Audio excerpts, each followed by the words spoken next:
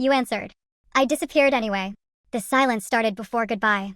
There's a strange kind of loneliness that doesn't begin when someone stops replying. It begins when they still do. The messages still come back. You ask something, they answer. You send a photo, they react.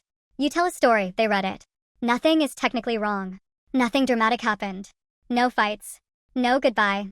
No sudden distance you can point at and say, there. That was the moment. But somehow, every conversation starts feeling shorter than it should. You notice it in ways that sound ridiculous when you try to explain them. Like how you spend 5 minutes thinking about how to tell them something that happened during your day. Then the reply comes. Nice. And that's it. Know what happened next? Know were you okay? Know how did that feel?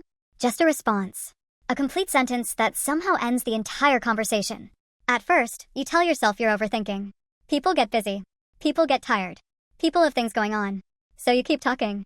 You keep sharing. You keep trying to hand them little pieces of your day.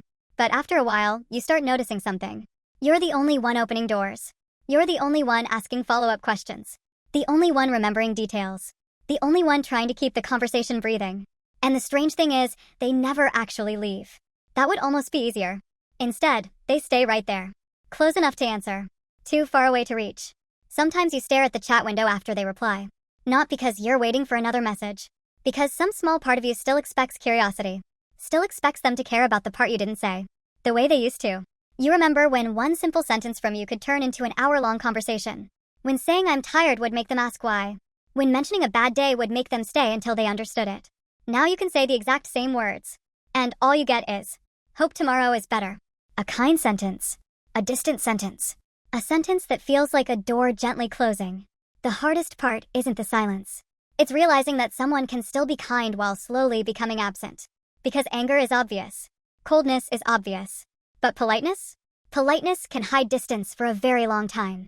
You start rereading old conversations. Not because you're trying to live in the past. Just because you're trying to figure out what changed. You scroll back months. And there it is. The version of them that asked questions. The version that noticed things. The version that would text again if you disappeared for an hour. The version that cared about details nobody else remembered. You compare it to now. A conversation that feels like passing receipts across a counter. Necessary. Efficient. Empty. And maybe the saddest realization is this. People don't always stop loving you in one moment. Sometimes they stop being curious about you first. The questions disappear before the feelings do. The effort fades before the words do. The distance arrives long before the goodbye.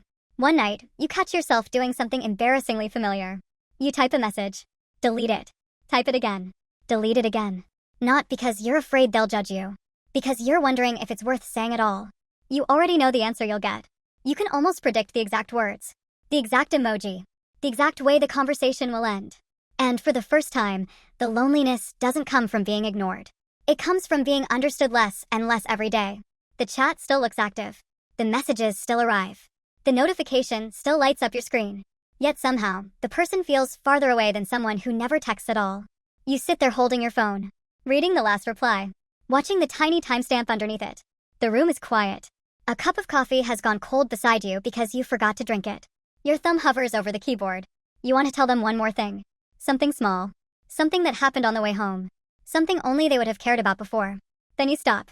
Not because you're angry. Not because you've given up. But because you're tired of turning every conversation into a place where you're the only one still looking around for more. And that's when it finally hurts. Not when they leave. Not when they stop replying. But when you realize their answers are no longer invitations. Just endings. The conversation survives. The connection quietly doesn't.